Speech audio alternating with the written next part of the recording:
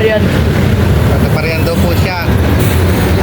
Ano po siya, PWD. Na paano yung ano mo? Inborn ba yan o ano? Kaya siya po. Nakabangga ka? Ano nakabangga sa'yo? Kotse po na gito. Ilang taon na?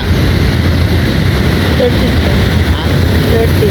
Hindi, ilang taon na nangyayari yun? Yung pagkabangga sa'yo? Matagal na rin po. Na ano ka, na nabayaran ka naman? Nagamot ka? Siyempre, dati nakakalakad ka? Oo, ano naman ano? Saka nadali ito sa may Miss Parian. Mamatid po. Ba't ano naman ginagawa mo doon? Gawa ng birthday po ng ano ko, pinsan. Oo, pupunta ka. Opo. Bago, Nahagip po ng kotse. may kasama ka noon. Pinsan ko po. Kapisa mo rin. Saka sa pagkakabang. Pero ano ka naman, hindi ka naman tinakbuhan. Pinagamot ka naman na. Ako, yan na, tulad yan, hindi ka na nakakalakad. Oo, yan naman. Dahil sa kapabayaan po ng mga driver, sila yung ang nagdudusa po, yung ating ano, bata. Dahil daw po siya nakakalakad, ngayon, naka-wheelchair na po siya. Yan po ang nagawa ng driver sa kanya, dati po siyang nakakalakad.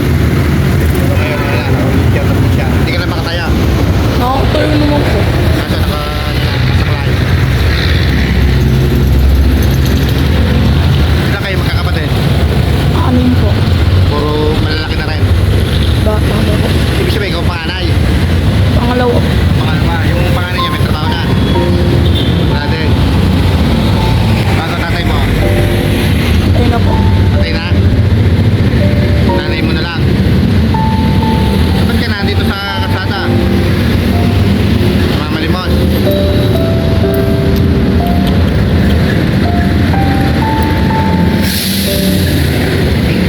Hindi ka naman rin makapasok. Module po. Ha? Module. Module na lang. Kasi oh, ano, Ano year na? grade 9 po. Ang mga kapatid ko po, ano, wala akong kapatid sa tatay. Kakahiwalay kami. Ay, ibig sabihin, kanya, ano, maraming asawa yung nanay mo. Apat.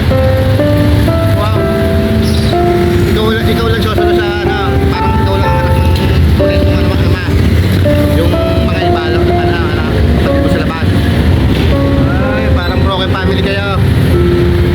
Tawa ka naman. Pinababayaan ka ng nanay mo ng ganyan. Pinababayaan ka ng nanay mo. Hindi ka na iniintindi. Makawa ka naman. Saan ka nakatira? Sa inyo pa rin? Pinsan, lolo ko. Na-istorya ka sa mga natin. Marami tayong kaibigan na nasa abroad. Ano, baka may makatulong sa'yo. I-upload natin ito ha. Facebook sa YouTube ha. Hey, ano ka? Magano ka? Ayan po si Kuya ano pa ako? Robert. Kuya Jobert po, ayan po. Dati po siyang ano, nakakalakad. Labangga daw po siya ng kotse. Sinapit niya, ayan. Linis po siya sa ginawa ng driver ng ito kotse. Ayan po, namamalimos po siya dito. May harap ng SM. Kalwalo nga na nga po si Kuya Jobert. Panood mo sa YouTube. Search mo to ha. Itong YouTube ko to ha. Alam mo, may makatulong sa'yo, di ba? So, hindi natin maano kasi marami rin tayong kaibigan natin sa ibang bansa. Yung pang ano ni Kuya Jobert. Dati po siyang nakakalakad daw po. Ilan taon ka nung nadali ka?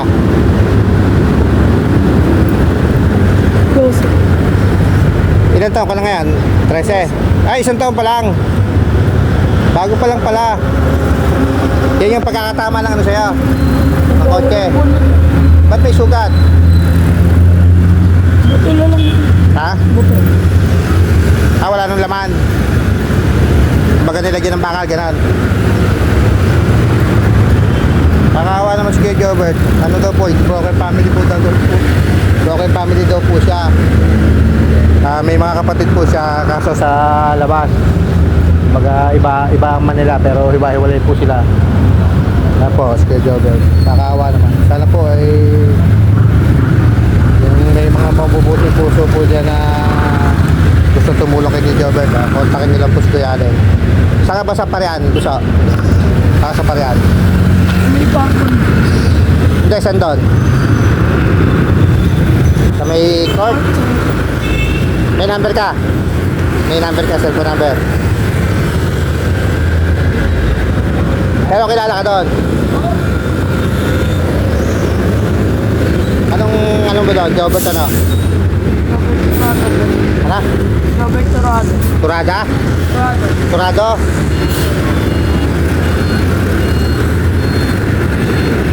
Jobert Turado.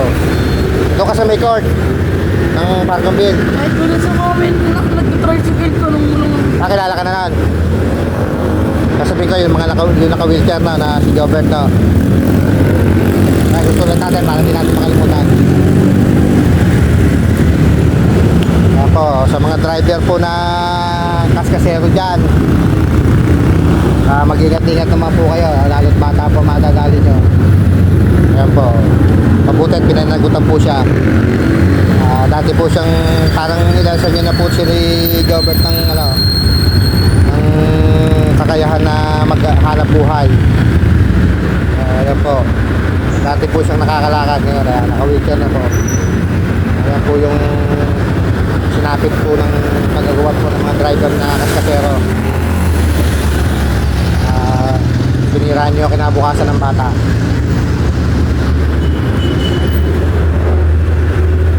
Manawagan ka lang sa ating mga baka sakali matulungan ka. Dali. So, okay na. Ako na lang. Naiyak-iyak na po si Kuya Jobert kanina. Naluluha po sa sitwasyon ng siguro sa sitwasyon ng buhay niya.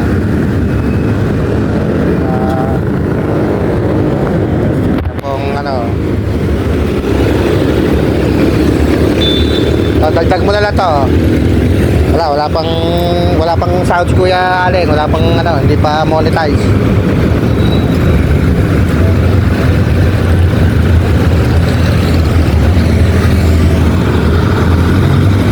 Dagdag mo siya eh.